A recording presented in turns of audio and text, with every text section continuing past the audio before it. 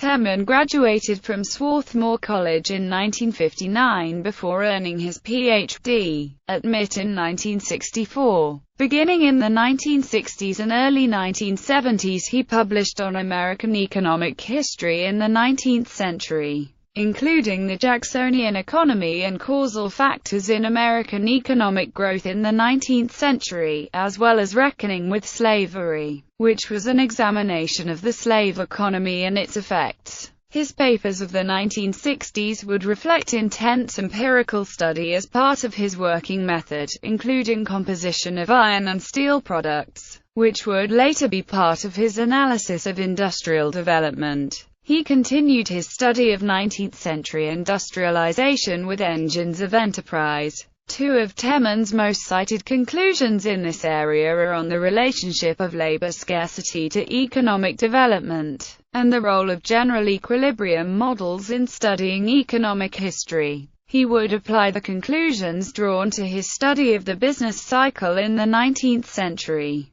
The conclusions of his 1971 paper on central banks and economic and social welfare programs foreshadowed what is probably his most influential and best-known work: Did monetary forces cause the Great Depression? This work hypothesized that it was not primarily the actions of the Federal Reserve in response to the economic downturn of 1930 which turned a recession into the most far-reaching slump in the modern economic period, but instead was an autonomous drop in demand. He joined, in some way, the conclusions of Keynes and Friedman. The Great Depression started with troubles in the real economy, later expanded to the financial world via speculation and money destruction. His 1987 empirical survey of AT&T, entitled The Fall of the Bell System, has had an impact on how new entrepreneurial businesses are viewed. Temin is the brother of the late geneticist Howard Temin, who was awarded the Nobel Prize in Physiology and Medicine in 1975 for the discovery of reverse transcriptase. Selected publications: Iron and Steel in 19th-Century America, An Economic Inquiry, Cambridge, MIT Press, 1964. The Jacksonian Economy, New York,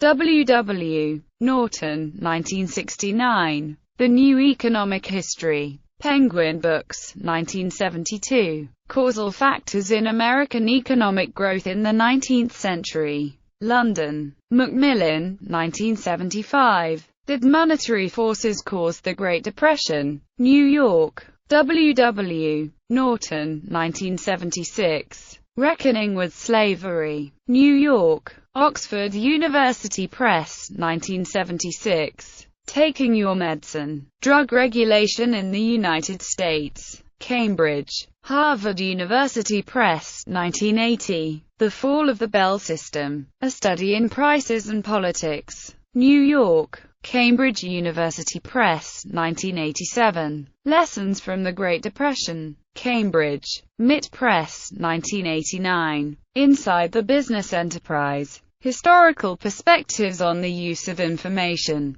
Chicago, University of Chicago Press, 1991. Industrialization in North America, Volume 6 of R. A. Church and E. A. Wrigley, The Industrial Revolutions, Oxford, Blackwell, 1994. The European Economy Between the Wars, Oxford, Oxford University Press, 1997, translated into Italian as L'Economia Europea tra le guerre, Learning by Doing in Markets, Firms, and Nations, Chicago, University of Chicago Press, 1998. Elites, Minorities, and Economic Growth, Amsterdam, Elsevier, 1999. Engines of Enterprise, An Economic History of New England, Cambridge, Harvard University Press, 2000. The World Economy Between the Wars, Oxford, Oxford University Press, 2007. Reasonable RX, How to Lower Drug Prices,